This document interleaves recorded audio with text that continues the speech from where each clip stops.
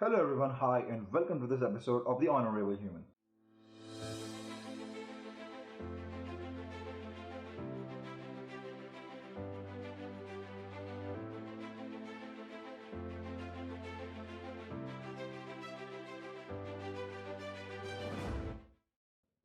तो आज हम बात करने वाले हैं American star athlete Jesse Owens के बारे में।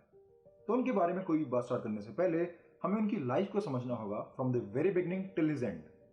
सो Jesse Owens was born in Alabama USA in 1913 और बचपन से ही उन्हें काफी ज्यादा परेशानियों का सामना करना पड़ता था because he was black in colour and also his family belongs to a poor African American community.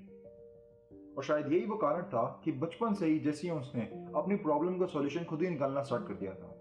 He always said that if I'm having any problem, then I'm going to solve that problem by myself. He loves to run. And from his childhood, he dreamed to be an Olympian. For that same reason, he joins Ohio University. And वो अपनी family में से ऐसे पहले बंदे थे जो किसी यूनिवर्सिटी में पढ़ने जा रहे थे। और जब वो ओहायो के लिए जा रहे थे तो उनकी पॉकेट में सिर्फ $4 थे और उन्होंने वो $4 भी दो अपने फादर और दो अपनी फियांसे को दे दिए थे। And his plan was कि वो ओहायो में किसी वर्क स्टेशन में काम करके he can earn money for his living. And at that time, Larry was the coach at Ohio University, and he was very much frustrated by his job because उनका कोई भी athlete बहुत लंबे time से कोई रेस नहीं जीत पा रहा था। सो हर साल की तरह इस साल भी बहुत सारी एप्लीकेशंस आई, बट इस साल की एप्लीकेशंस में वो नाम छुपा था that will make him and America proud one day. So Larry ने जेसी ओन्स का ट्राई आउट लिया और जेसी ओन्स ने ट्राई आउट में ही 100 मीटर का वर्ल्ड रिकॉर्ड तोड़ दिया। लैरी घबरा गए। उन्होंने जेसी ओन्स को ये वाली बात नहीं बताई, बल्कि उन्होंने ये बात उनसे छुपा ली और उन्होंने उनकी फॉर्म में और ज्यादा काम करा। और फिर जेसी ओन्स रिकॉर्ड तोड़ते गए। लैरी को समझ आ गया था कि Jesse Owens is not just an athlete, he is a professional one and he is a natural one. So in 1935 Michigan field conference में जेसी ओन्स ने 3 गोल्ड मेडल जीते और 3 वर्ल्ड रिकॉर्ड तोड़े। वो चौथा वर्ल्ड रिकॉर्ड भी तोड़ने वाले थे और चौथा गोल्ड मेडल भी जीतने वाले थे, बट 0.1 सेकेंड से वो गोल्ड मेडल नहीं जीत पाए। But he was selected for 1936 Berlin Olympic. और जितने भी उनके फैमिली थी और जितने भी उनके फ्रेंड्स थे, उन सब ने जेसी ओन्स को कहा था कि आप ये बर्लिन का आइडिया ड्रॉप कर दो because Berlin is not a safe place for you. At that time Germany was under control of Hitler and Hitler hates Jews and Negroes. But लेकिन जेसी ओन्स ने ठान लिया था। वो जर्मनी गए, उन्होंने फिर वर्ल्ड रिकॉर्ड तोड़े, वर्ल्ड के बेस्ट एथलीट्स को उन्होंने हराया, उन्होंने 4 गोल्ड मेडल जीते। वो 4 कैटेगरी के लिए ओलंपिक में गए थे, उन्होंने अपनी हर कैटेगरी में वर्ल्ड रिकॉर्ड तोड़ा और हर कैटेगरी में उन्होंने गोल्ड मेडल जीता।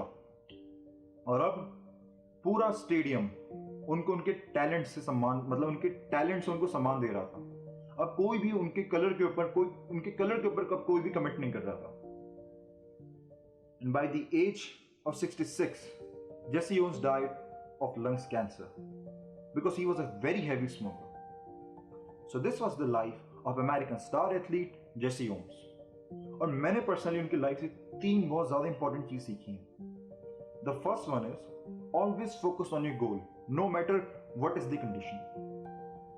Jesse Owens was black in color और उस टाइम पे ब्लैक पीपल के साथ अमेरिका में इतना ज्यादा डिस्क्रिमिनेशन होता था कि अगर हम आज के टाइम के उस हिसाब से देखें उस टाइम को तो वो बहुत ज्यादा ही होगा। हम लोग उस चीज को बियर नहीं कर पाएंगे बिल्कुल भी। बट उन्होंने बियर करा और उन्होंने अपने फियर को ओवरकम करा। उनका फियर जो था कि मैं किसी वाइट आदमी से आंख नहीं मिला पाता, मैं किसी से ऐसी बात नहीं कर पाता, या फिर उनका फिगर ये भी था कि अगर उन्हें कोई भी कुछ बोलता था ना तो वो बात दिल पे ले जाते थे ज्यादातर। तो उनके कोच ने उनकी काफी हेल्प करी इस बात को समझने में कि you need to fight not with your hands but with your brain all the time. Field में भी अगर कोई रिपोर्टर आपसे कुछ पूछ रहा है, आपको उस टाइम भी अपने ब्रेन से फाइट करनी है। You need to overcome your brain. आपको अपने डर को पीछे छोड़ना है और अपने आप को आपको आगे लेके आना है। और जो दूसरी मुझे काफी ज्यादा इंटरेस्टिंग चीज लगी उनके बारे में, उनकी लाइफ से जो मैंने सीखी, was that कि आपको अपने गोल को क्रिस्टल क्लियर रखना चाहिए। बिकॉज आपकी लाइफ में ऐसे बहुत सारे लोग आने वाले हैं जो आपको आपके गोल के खिलाफ बोलेंगे that you are not able to fulfil that goal, और उससे आपका मोरल बहुत ज़्यादा डाउन हो जाएगा। आपको लगेगा कि क्या पता ये आदमी ठीक बोल रहा हो, क्या पता मुझ में ही कोई कमी हो। तो आपको ऐसा बहुत बार लगेगा कि दैट क्या पता मैं उस चीज़ को नहीं कर सकता। बट अगर आपने उस चीज़ को सही में सीरियसली ले लिया, और आपने पहले ना आपको ये देखना पड़ेगा कि the thing that you are doing is correct और नॉट। अगर आपका दिमाग बोल रहा है कि that you are doing the rightful thing, then you have no need to listen anyone. और अगर आपको हर आदमी बोल रहा है that you are not doing the right thing, फिर आपको उस चीज़ को देखना चाहिए कि मैं उस चीज़ में क्या गलत कर रहा हूँ, या फिर क्या पता मैं वो चीज़ ही गलत कर रहा हूँ कि हर कोई मुझे बोल रहा है that I am not doing the rightest thing. और जो तीसरी बात मुझे काफ़ी ज़्यादा फैसिनेटिंग लगी is that a man needs to represent an image to the world. Not only just a man, but every single human being in this planet needs to present an image to other humans. और ये image हम कैसे दिखा पाएंगे? Image ना यार बहुत type की होती हैं। कोई इमेज अच्छी भी होती है, कोई बुरी भी होती है। जैसे पर्सनैलिटी के हिसाब से कोई बंदा अच्छा भी होता है, कोई बंदा बुरा भी होता है, कोई बंदा एक अलग ही लेवल में होता है, कोई बंदा बहुत नीचे भी होता है, किसी बंदे का दिमाग बहुत तेज होता है, कोई बंदा बहुत ज़्यादा स्लो होता है, फिर बहुत ज़्यादा लो होता है।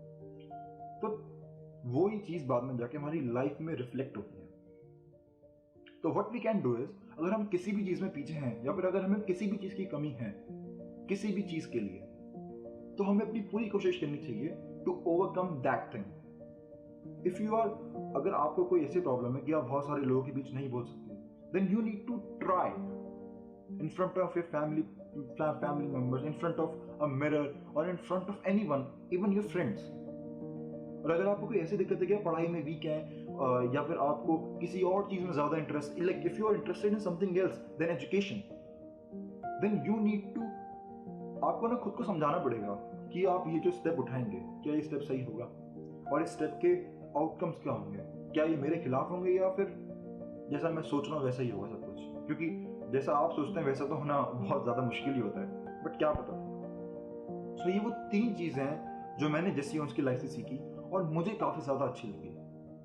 और अगर आपने उनकी लाइफ से कुछ भी सीखा हो, तो आप इस वीडियो को अपनी फैमिली और फ्रेंड्स के साथ शेयर करिए, ताकि वो भी अमेरिका के स्टार एथलीट जेसी ओन की लाइफ से कुछ सीख सकें, और उस सीखी हुई चीज को अपनी लाइफ में लेके आ सकें, ताकि उनकी लाइफ और ज्यादा बेहतर हो सके। If you like this video, then consider subscribing the channel and hit the like button and share this video to your friends and family. Thanks for watching.